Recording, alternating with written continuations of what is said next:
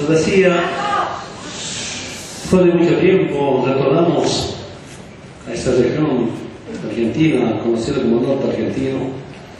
Se acordaba hace un momento mi visita de infancia, año 1966, acompañando a mi padre. Mi padre venía a la zafra para mejorar la economía de la familia. Encontrar esa escuelita, encontrar a mi profesora, una emoción. Mi primera escuela en Argentina, año 1966, contaba que no entendía castellano, la animaba a cerrar. ¿Qué me diría mi profesora?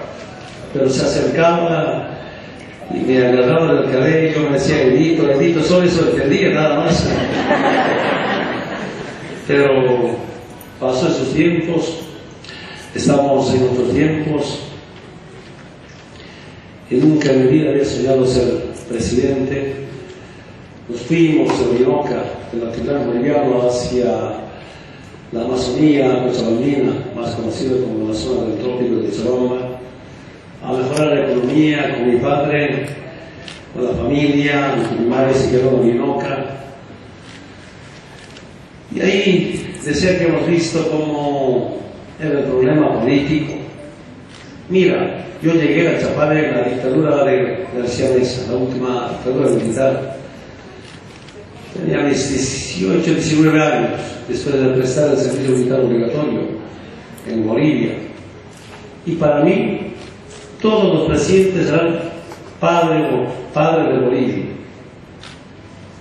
Y llego allá, recibo una información en el sindicato que los narcóticos han quemado vivo a un hermano campesino, acusándolos de narcotraficante.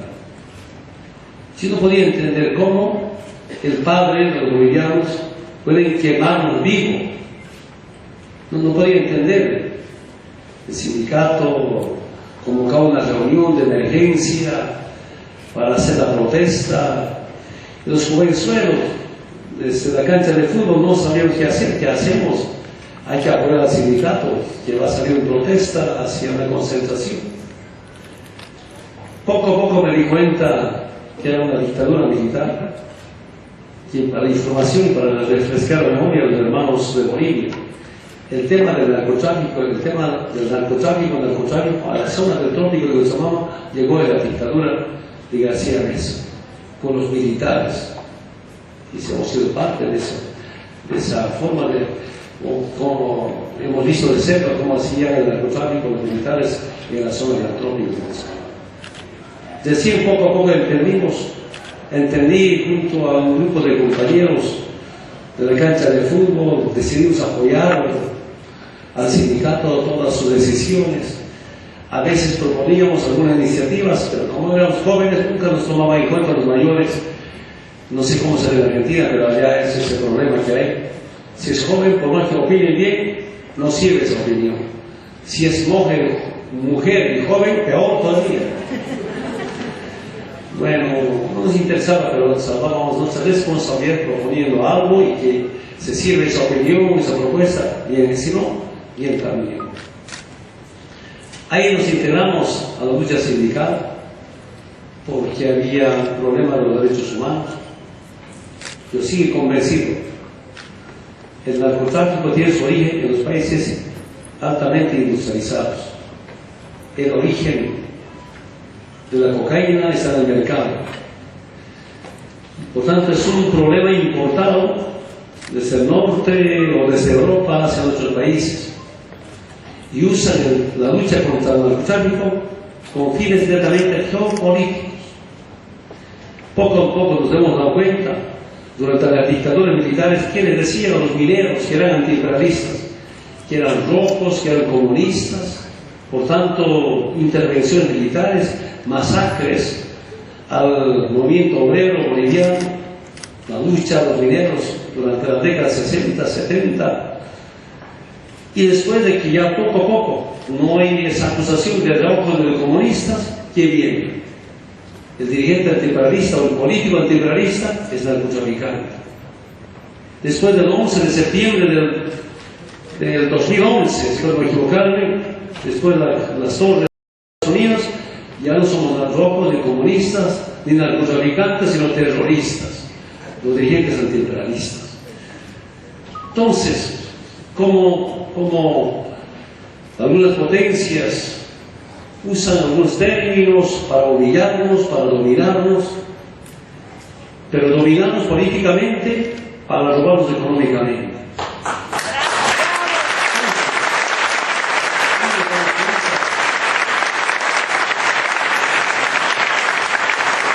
¿Qué tan importante era gestar un movimiento político de la liberación?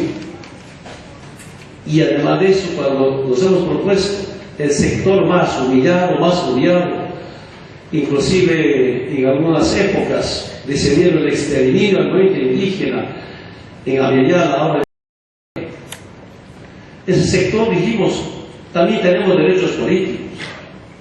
Y me acuerdo siempre con la Rigoberta Menchú, el año 1991-92, con el motivo de 500 años de resistencia indígena popular en Nicaragua. Primero en Quetzaltenango, Guatemala, después en Nicaragua, Managua. Decidimos, hay que pasar de la resistencia a la toma del poder como dueños absolutos y originarios y heredados de esa doble fiera.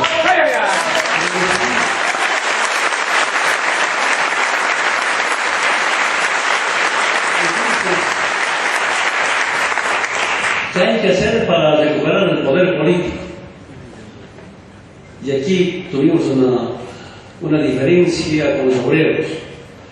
Los obreros, los mineros decían que no hay que mezclar la política con el sindicato, con el sindicalismo.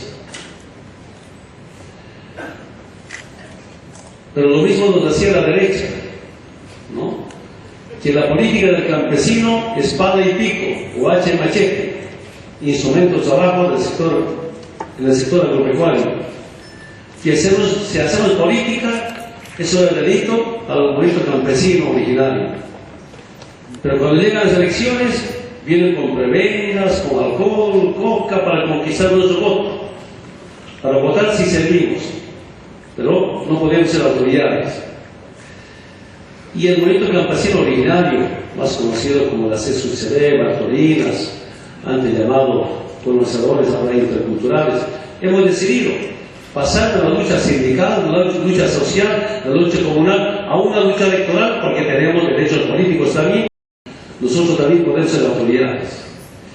Y me acuerdo siempre de nuestro canciller, también el primer canciller Aymara, David Choqueval, que decía, nosotros mismos debemos gobernarnos. Pegó fuerte, impulsamos un movimiento político, que finalmente no inventamos nada, solo recuperamos en los principios la lucha de nuestros antepasados. Para la fundación de las repúblicas, nuestros antepasados se organizaron para enfrentar en aquellos tiempos la dominación o la humillación o el saqueo de los europeos, la lucha contra el colonialismo interno y externo. Ahí nos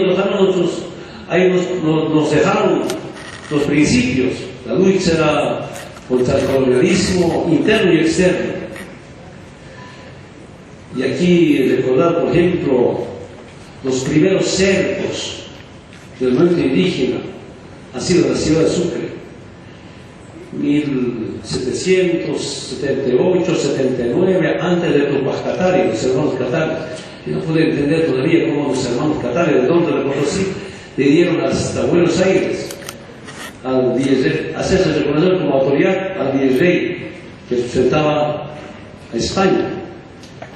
Creo unos cuantos miles de kilómetros y de vuelta a pie.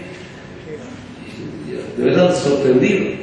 Y ahora mis compañeros de vivienda me piden camionetas, hasta avionetas, pero ¿cómo no de vivienda caminaba aquí? Entonces, una lucha histórica. Acabaron algunos descuartizados, algunos acabaron encarcelados, algunos encarcelados a Europa, nunca han vuelto, algunos abuelos nuestros. Bueno, yo dije, nuestros antepasados nos dejaron la lucha, la liberación, de defensa de nuestra identidad, de nuestros recursos naturales en especial. Pero algo importante quiero que sepa, En el trópico de Cochabamba, conocido Chapale, en la zona cocalera, ahí los Estados Unidos instaló su base militar. Ahí está la bandera de Estados Unidos, uniformados, armados extranjeros, que comandaban a las Fuerzas Armadas, que comandaban a la Policía Nacional. El ministro de Gobierno en especial tenía que tener aval de la Embajada de Estados Unidos para ser ministro de Gobierno. Los comandantes, tanto la policía como también de las Fuerzas Armadas, tienen que obtener aval de la Embajada de Estados Unidos para ser comandante. Cuando yo presté el servicio militar en el año 1978, y ahí mis instructores, las Fuerzas Armadas, me enseñaron: ningún extranjero armado, uniformado, puede estar en Bolivia, salvo que tuvieran algún permiso temporal del Congreso Nacional. En Chapare, ex-conscripto, viendo a los norteamericanos armados, uniformados, y de paso dando órdenes a los oficiales de la policía de las Fuerzas Armadas, no podía entender.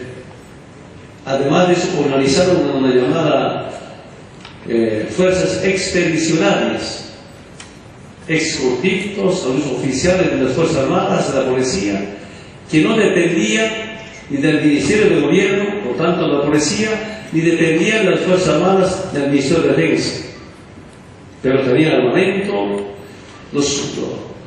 La tropa nos golpeaban, los oficiales nos baleaban, muertos por aquí, muertos por allá, su pretexto de lucha contra el narcotráfico. Y este grupo dependía directamente de la Embajada de Estados Unidos. Estos hechos nos hizo despertar profundamente en la zona del trópico de Cochabamba que aquí no es un problema de la coca, no es un problema de identidad, es un problema de soberanía política y económica.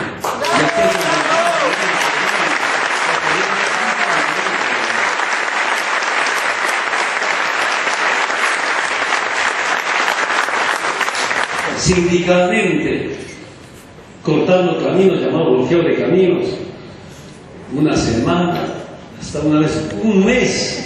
¿Cómo aguantamos un mes? Que al contrario, tenía Tunari, mi centro operativo, y como también un Estado Mayor, los dirigentes operaron bloqueo de caminos. Un mes aguantando bloqueo de caminos.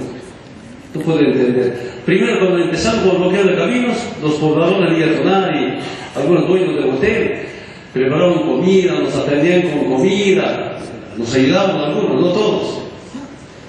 Pero ya hace una semana, 2 semanas, no había gas, no había comida para cocinar. Los compañeros del campo traían comida para que ellos puedan cocinar. Se ha revertido. En vez de que nos atiendan, nosotros atendíamos, porque estaba cortado el camino por un mes. No sé cómo hemos resistido, pero nos apoyaban. Porque al margen de la hoja de coca, al margen de los derechos humanos, al margen del tema tierra, como siempre es una reivindicación permanente del tema tierra, dijimos: aquí hay que defender la soberanía de Bolivia. Entonces, había apoyo, tanta represión, desistimos. Imagínense, creo que estas movilizaciones han creado mucha conciencia. No es sencillo ser presidente. Estamos hablando de 2000, justamente en el 2000, del bloqueo de caminos. Que no fácilmente el pueblo boliviano puede apoyar a un dirigente sindical acusado de narcotraficante, de asesino, de terrorista. En 2002, cuando fue por primera vez candidato a la presidencia, que dijeron: Evo Morales es el Bin Laden andino, y los cocaleros los talibanes. Entonces no voten por el Bin Laden andino, es el mensaje de la Embajada de Estados Unidos, que está en los periódicos. Pero nos organizamos con esos principios. En tema político, soberanía, dignidad para el pueblo boliviano. En tema económico, recuperar nuestros recursos naturales, nacionalizar los hidrocarburos.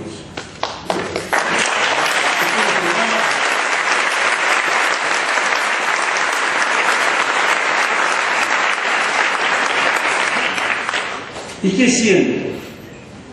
Si este sector social, como el movimiento campesino boliviano, a la cabeza de una región, que es el trópico de Cochabamba, con su dirigente, que esas marchas de 600 kilómetros, 200 kilómetros, de 100 kilómetros, claro, antes marchábamos desde Villa Tunari, después solo de la de Cochabamba, después ya solo más cerquita, Caracoy, una semana de marcha. Nuestras etapas de marcha, marchas con claridad, y el pueblo ha respondido socialmente, sindicalmente, hasta electoralmente, con una propuesta, que la propuesta no es solamente para un sector social, sino para todos los bolivianos y los bolivianas. Que no puede entender, aún todavía, mira, después de que pasamos la lucha sindical, de la lucha comunal, una lucha electoral, con programa, con valores, principios, ese movimiento político, para mí, el más IPCB, compañeros de Bolivia, no es un partido, es un movimiento político del pueblo boliviano, que el pueblo boliviano está organizado en los movimientos sociales. Es totalmente diferente.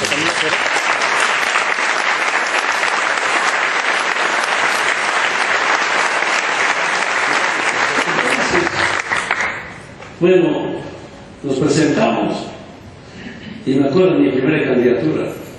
No teníamos plata, aporte voluntario, de todas nuestras posibilidades.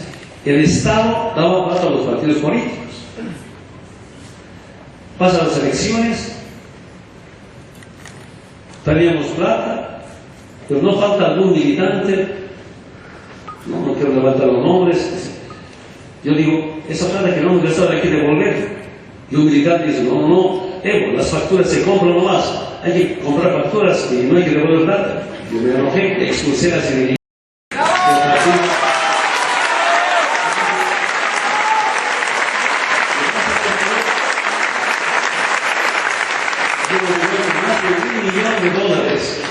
Más de $1 millón al Estado, lo que correspondía al partido, porque daban esa plata en base a los resultados que obtiene un partido después de las elecciones. Claro, lo que correspondía legalmente, teniendo algunas facturas, se hemos devuelto, pero lo que sobró no devuelto. Y no podía creer que hemos devuelto un partido que tenía la plata que estaba. Voy a comentar algo que comentarles en 2002. No querían ser candidatos, ¿no?, para la Asamblea, antes se llamaba el Congreso Nacional. Ser candidatos, menos la llamada clase media, clase alta, siempre hemos invitado, nunca hemos excluido. Ni los hermanos del campo querían ser candidatos. Y en Potosí estaba viendo unos hermanos potosinos. Por fin un compañero aceptó ser el primer senador, Félix Vázquez, del norte de Potosí. Del centro, de la ciudad, otros no querían. Otro hermano de los años aceptó. Efraín, creo, Muñoz, algo así, no me acuerdo bien, segundo senador. Ya estaba contento por lo menos titularse y completarlo para la candidatura. Pero el segundo candidato, quiero decir eso, el ganador tenía 2 senadores, el perdedor 1 senador. Eso era antes. Entonces, el segundo candidato a senador no teníamos suplente. El primero tenía suplente, el segundo no tenía suplente. El segundo senador, faltaron los 2 semanas, me dicen, hermano Leo, tú me estás usando, no vamos a ganar, no va a ganar. Yo estoy renunciando a la candidatura. Yo lo rogué, hermano, no, renuncie, vamos a ganar. No, renunció, se ha ido, sin candidato al segundo senador. Pasan las elecciones, ganamos las elecciones, los 2 senadores, pero sin candidato al segundo senador ganamos los 2 senadores. ¿Y entender eso?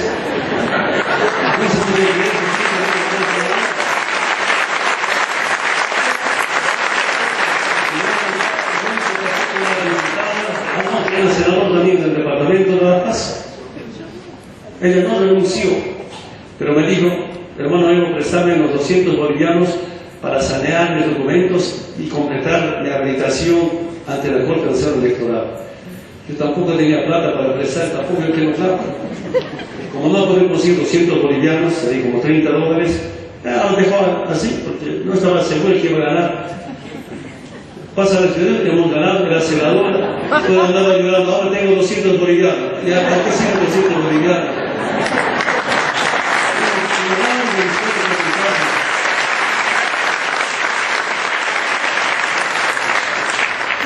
Estos temas, ¿qué demuestran? Que la lucha y la conciencia del pueblo boliviano, originario, obreros, realmente ha sido tan importante. Yo sí convencido que el pueblo, mediante las fuerzas sociales organizadas, sus dirigentes, las distintas estructuras del movimiento popular, el movimiento obrero originario, ellos son tan sabios realmente. Escucharlos es tan importante. Yo aprendí del subcomandante Marcos, decía obedecer o gobernar obedeciendo al pueblo. Gobernar obedeciendo al pueblo es nuestro secreto para que este proceso sea fuerte en este momento en Bolivia. Cuesta, hay problemas, por supuesto, hay diferencias, reuniones tras reuniones, reuniones que nunca terminan, pero escuchar al pueblo es tan importante. Pero también, ¿qué he encontrado? Lamentablemente tenemos en algunos países del CELAC, por ejemplo, en algunos países es elegido por el voto del pueblo de ese país, pero ni el partido, ni el presidente, ni que ganan no gobiernan. ¿Quiénes gobiernan? Gobiernan los banqueros, los empresarios. De eso debemos cuidarnos. Nuestra experiencia.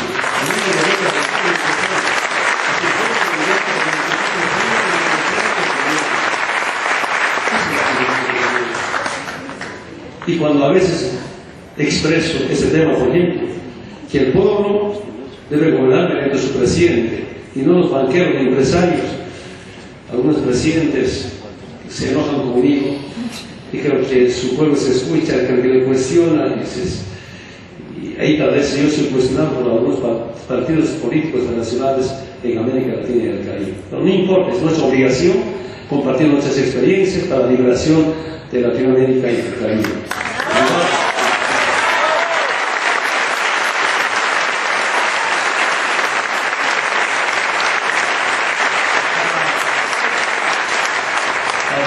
Resumir, en lo político que hicimos, la refundación de Bolivia mediante la Asamblea Constituyente. Costó esa refundación mediante una Asamblea Constituyente que convocamos para que el pueblo elija a sus constituyentes. Ha habido reformas, ha habido Asambleas Constituyentes antes, creo 7, 8, 9, no sé cuánto, pero solo hacían los partidos que tenían representación en el Congreso Nacional. Aquí hemos convocado al pueblo boliviano que ellos elijan sus constituyentes. La etapa más difícil ha sido eso, 2006, 7, 8. Intentaron dividir Bolivia. Ustedes recordarán, hablaban de la media luna, por ejemplo. Y ahora, después del 12 de octubre, lo dije, ni socialmente, ni sindicalmente, ni territorialmente, ni electoralmente. Ahora se acabó la media luna, somos luna llena en Bolivia.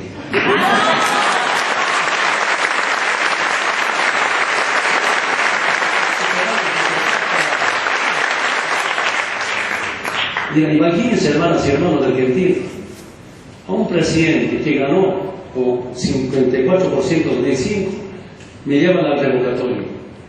Antes los presidentes gobernaban con 20%, con 30%. Hermanos de Bolivia, nunca podemos olvidar, como nunca ganaban con más del 50%, ¿no? ¿Qué hacían? Coalición. Era una democracia pactada, no había una democracia legítima. Todo era pacto.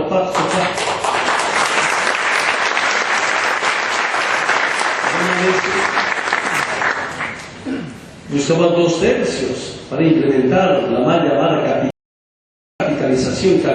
Capitalización era sinónimo de privatización y sinónimo de robo, de saqueo del patrimonio del pueblo boliviano, ¿no? La descapitalización.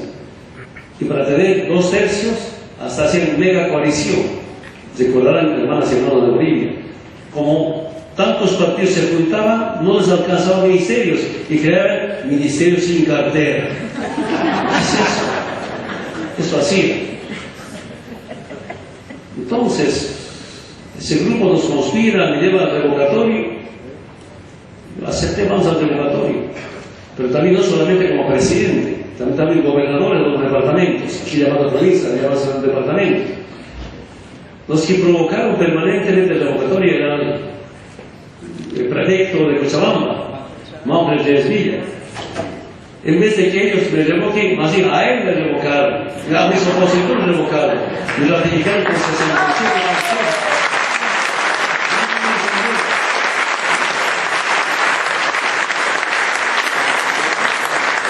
Una campaña, la mejor campaña ha sido de los opositores que cuestionaban que este indio no sabe gobernar. Eso ha sido la mejor campaña.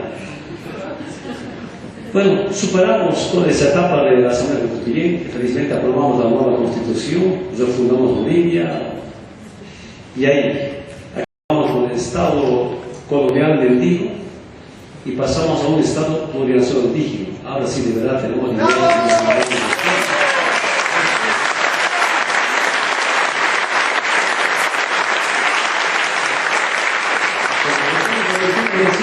cuando ocurrí como presidente, algunos empresarios, alguna gente que no tiene muchos problemas económicos, decía, este indio que se debiera los 4, 5, 6 meses, no va a poder gobernar, después se va a ir, vamos a sacar.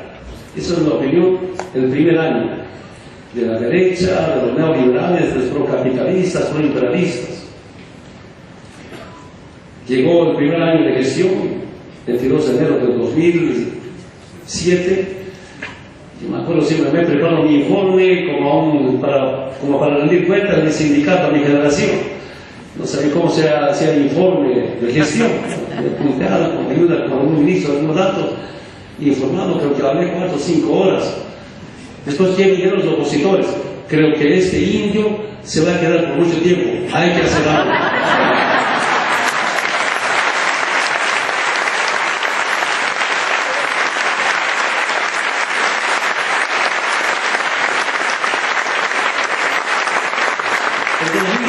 Se prepararon, 2008 revocatorio, intento de golpe de Estado. 2008 creo que ha sido el año clave para ya consolidar nuestra revolución democrática y cultural. Derrotamos el revocatorio, derrotamos el golpe de Estado, y me acuerdo de una marcha desde Caracollo, 7 días hacia La Paz. Sobre la llegada, por lo menos puedo calcular, cerca de 1 millón de hermanas y hermanos, para exigir que el Congreso apruebe una ley y con esa ley someter el proyecto de constitución al pueblo boliviano. Obligado, primera vez, no iba a dormir 36 horas, sin ni una pestañada. La gente se concentró en la Plaza Murillo, porque no teníamos mayoría en el Senado, y los diputados una simple mayoría. Si el pueblo obligó al Congreso a aprobar esa ley y someter a consulta, un referéndum, la propuesta, el proyecto de constitución que viene en la Asamblea Constituyente. Ahí se definió todo, ¿no? En lo político, pero viene lo económico, acompañamos felizmente lo económico.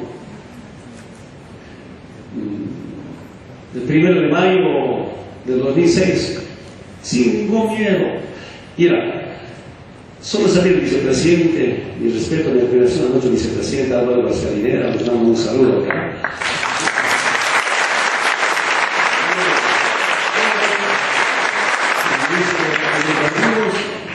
Responsables del tema de comunicación, con algunos técnicos bolivianos, debatimos el proyecto de decreto del Supremo de Nacionalización. Hasta tuve diferencias con nuestros técnicos, no quería algunos sobre la distribución de las utilidades. Dijimos, necesitamos empresas, pero no pueden ser dueños, no pueden ser patrones, sino socios. No pueden ser los bolivianos. ¡Bravo!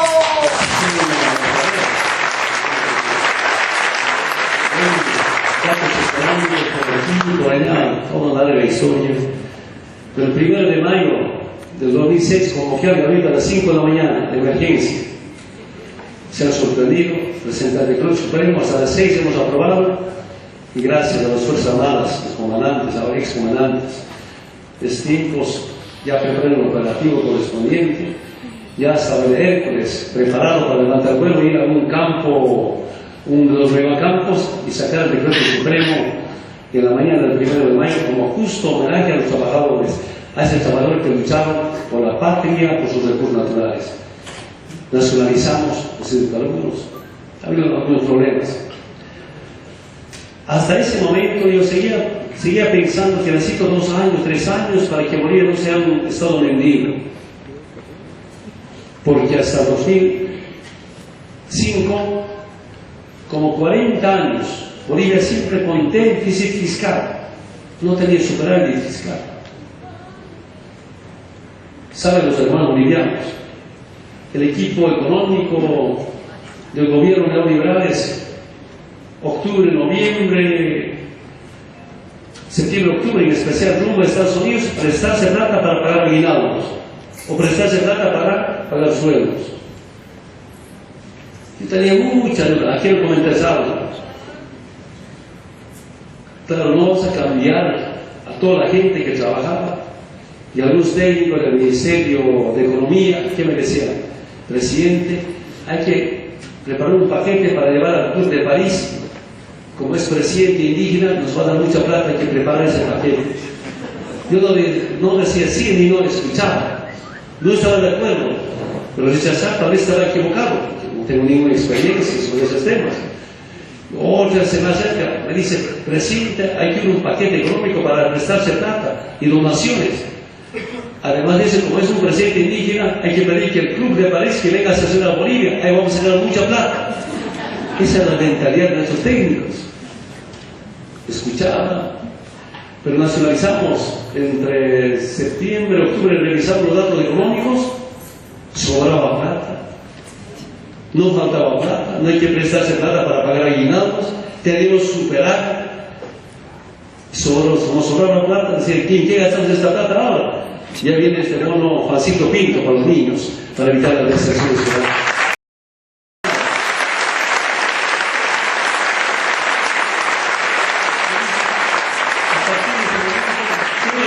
Técnico que me diga hay que buscar plata al Club de París, que vengan a sesionar a Bolivia, se acabó.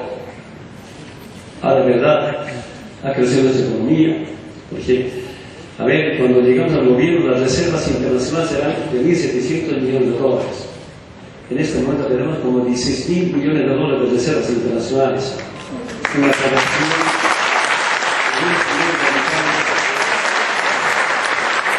población depósitos del pueblo o la banca eran como 3.000 millones de dólares.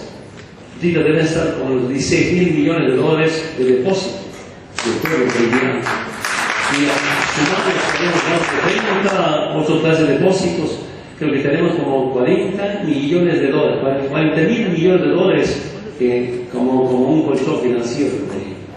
A mí me sorprendió, yo no soy economista. Soy experto para cortar caminos, para bloquear caminos, para marchar.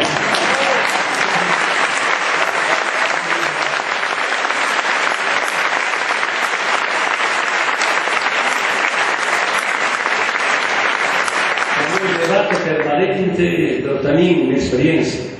Claro, los dirigentes sindicales. Así como yo viene acá a mi primera escuela en Argentina, acompañando a mi padre en la zafra, las caminatas, el sufrimiento, y ellos son dirigentes. Siento que tenemos siempre tal vez más conciencia social porque hemos vivido como hemos vivido.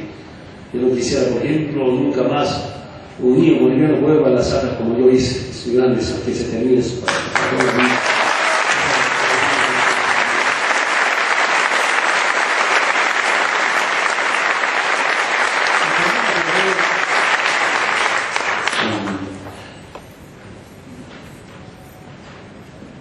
Que nos ha sorprendido el crecimiento económico, a la más inversión, a las nuevas empresas públicas que generan divisas.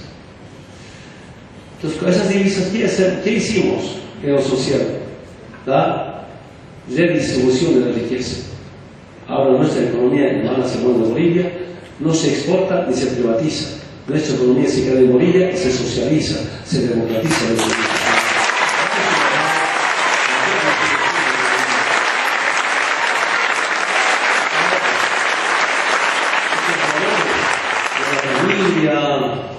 fuente milenaria, la Masúa, Mayuya, Majea, no robaron, no tienen el sol rojo, hemos constitucionalizado y hemos aprobado en la cumbre del CELAC, y ahora aprobaron como una norma para gobernar con ética. En G77 en China aprobaron el Amazúa, Mayuya, Majea.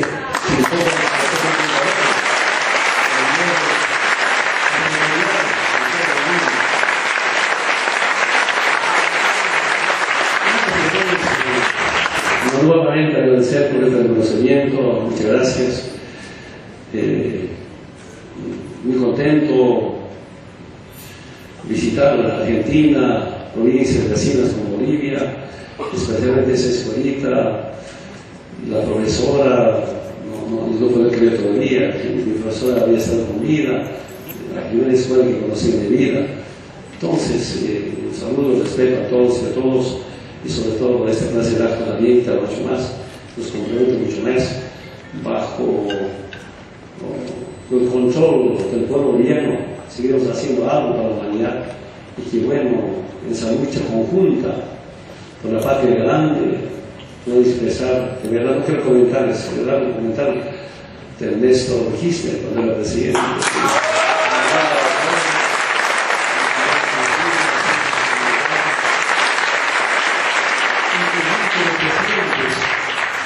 Presidentes, partidos, junto a nuestro pueblo liberando a América Latina y al Caribe. Pero sigue sorprendido. Antes eran guerrilleros, ahora presidentes. Imagínense eso. Está pasando en América Latina. Y qué mejor, para eso acompañarnos, unidos mejor todavía. Decían los compañeros de Bolivia, la unidad siempre será el triunfo del pueblo y la derrota del imperio, por eso estoy convencido.